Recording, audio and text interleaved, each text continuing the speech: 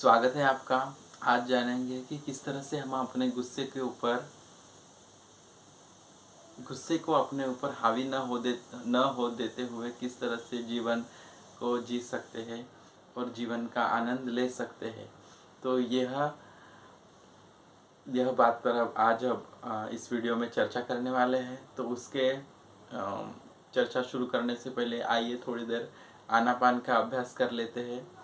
तो आप जिस भी स्थिति में हैं, लेटे हुए हैं या बैठे हुए हैं, जिस भी स्थिति में हैं, तो आप थोड़ा सा शरीर को रिलैक्स कर लें।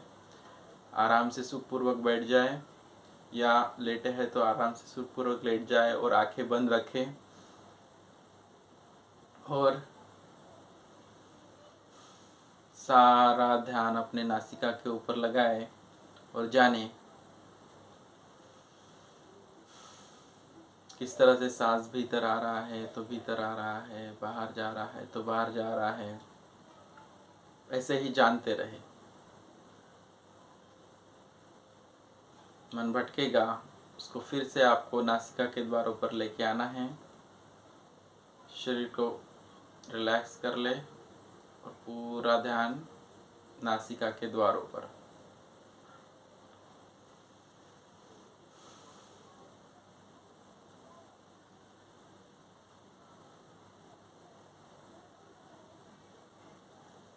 सजग, सचेत, अपने सांस के प्रति सजग, सांस के आवागमन के प्रति सजग।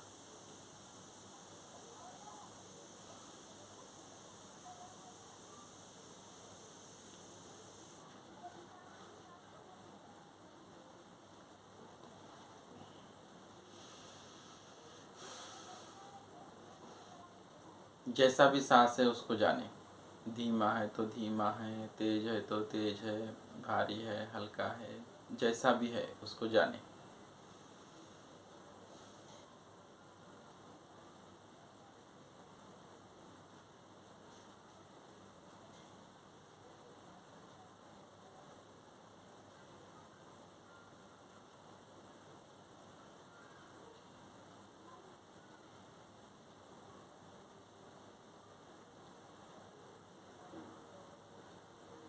मंगल मैत्री का अभ्यास करेंगे। मेरा मंगल, मेरा मंगल, मेरा मंगल होय रे। तेरा मंगल, तेरा मंगल, तेरा मंगल होय रे। सबका मंगल, सबका मंगल, सबका मंगल होय रे।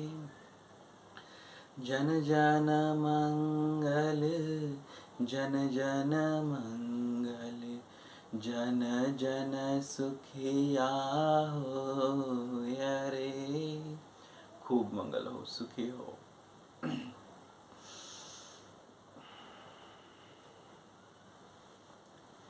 स्वागत है पुनः एक बार।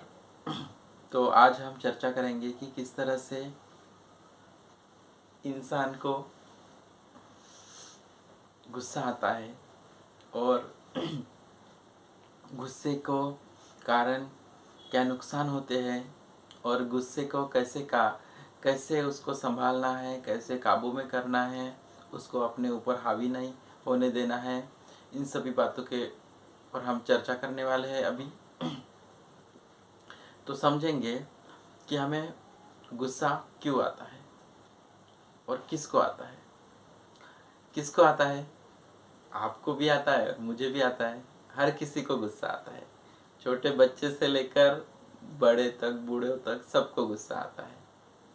गुस्सा आता है, क्या कारण है? का क्या कारण होगा कि गुस्सा आता है? हमारा मनुष्य का स्वभाव है,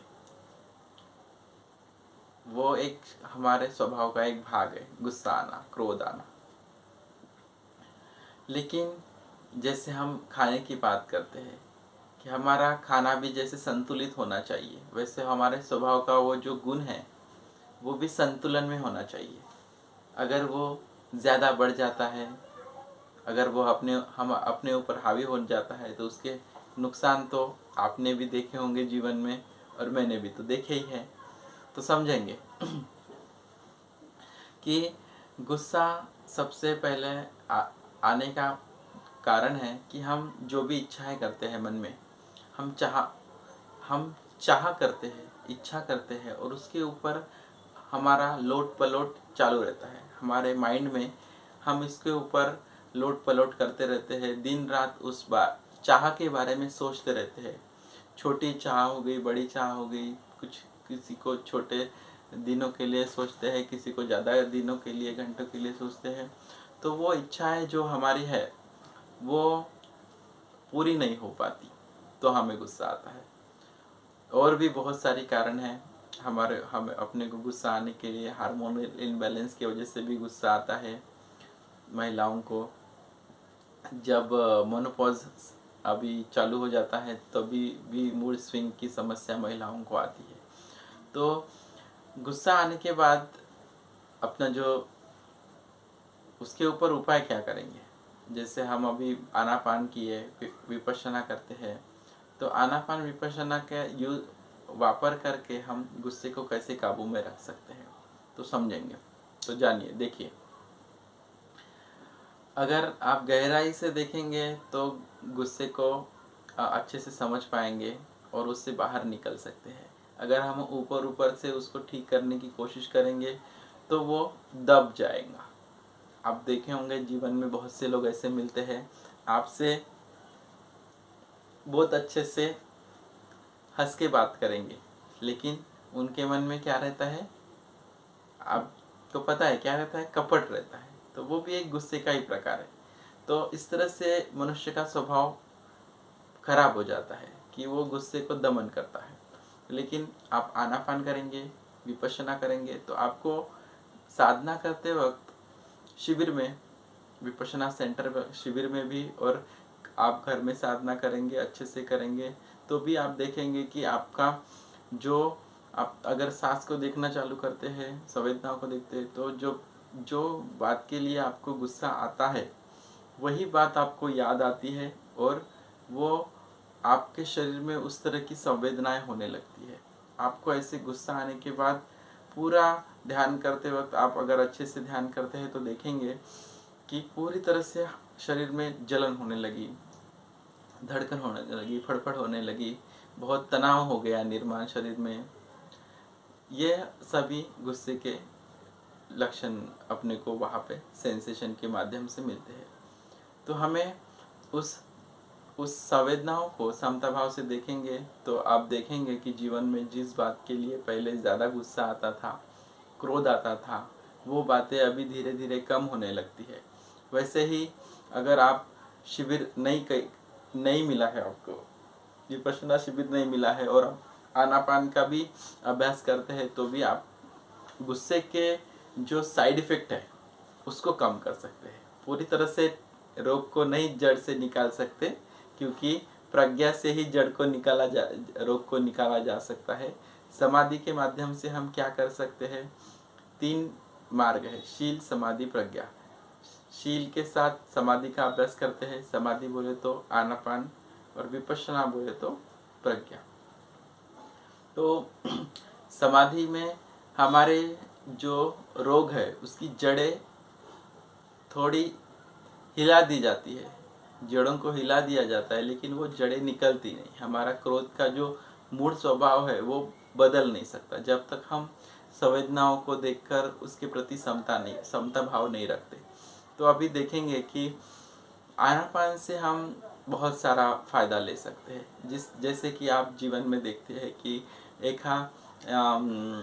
एक आधी बात हो गई, उसके आपका स्वभाव है कि वो बात के ऊपर प्रतिक्रिया करके बहुत ज़्यादा आप जो नुकसान करने वाले थे खुद का और दूसरे का भी, तो उसको बचाने के लिए आप मेडिटेशन का सहारा ले सकते हैं। अगर आप सुबह शाम आनापान करते हैं, घर पर अगर आनापान नहीं हो पा रहा, तो आप कहीं बाहर जाके, घर से बाहर निकल के, जैसे आप किसी मंदिर में जा सकते हैं, विहार में जा सकते हैं। अगर आपके यहाँ पे कोई ऐसा गार्डन है वहाँ पे जा सकते हैं, या कोई ऐसे थोड़ा सा झुड़पी जंगल है और वहाँ पे आपको थोड़ा सिक्योरिटी है, आप वहाँ पे बैठ सकते हैं अच्छे से, वहाँ पे भी आनापान का अभ्यास कर सकते हैं।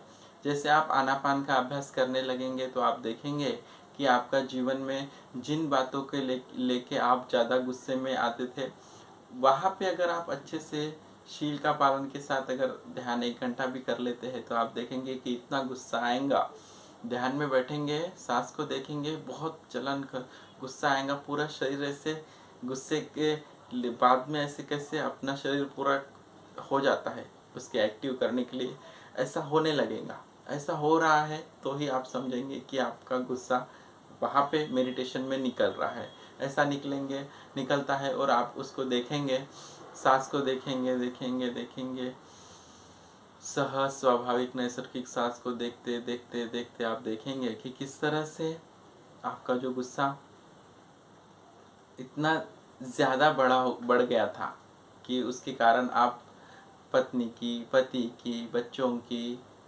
माता पिता की, पड़ोसियों की साथ इतना बड़ा कुछ तो भी होने वाला था, वो सभी चीज़ें कंट्रोल में आ जाती है। आप 10 मिनट में भी देखेंगे अच्छे से बाहर जाके, क्योंकि आपको ध्यान के समय ध्यान ही करना है। अगर अच्छे से ध्यान करते हैं, बाहर जाके 10 मिनट भी अगर ध्यान करते हैं तो आपका जो जीवन में जो समस्या अभी आपको बहुत बड़ी लगती है, तो वो आपको समस्या थोड़ी छोटी लगने लगेंगी। 10 मिनट की जगह 2 घंटा करेंगे तो और छोटी लगने लगेंगी, 3 घंटा करेंगे तो ज़्यादा और छोटी लगने लगेंगी। इस तरह से आपको आनापान विपश्यना को अपने जीवन में लाके आपको आगे बढ़ना है, तभी आप धर्म में पुष्ट हो पाएंगे और आपके जीवन के सभी दुख दूर हो, ऐसी आशा करता हूँ। और यह चर्चा, धर्म चर्चा यहीं पे विराम लगाता हूँ। यह चर्चा आपको कैसी लगी इसके बारे में मुझे ज़रूर बताएं, कमेंट में लिखें, लाइक करें। अगर आपको ये वीडियो अच्छा लगता है तो सब्सक्राइब करें चैनल को। आप अगर सब्सक्राइब करते हैं और लाइक करते हैं तो मुझे और वीडियो बनाने के लिए उत्साह आता है, और इस तरह से वीडियो आपको अगर चाहिए है तो मैं इसके टॉपिक के ऊपर और वीडियो बनाऊंगा। तो आप कमेंट में बताइए कि आपको किस टॉपिक के ऊपर वीडियो चाहिए। तो खूब मंगल हो, सुखी हो। भवतु सर्वमङ्गल, भवतु सर्वमङ्गल, भवतु सर्वमङ्गल।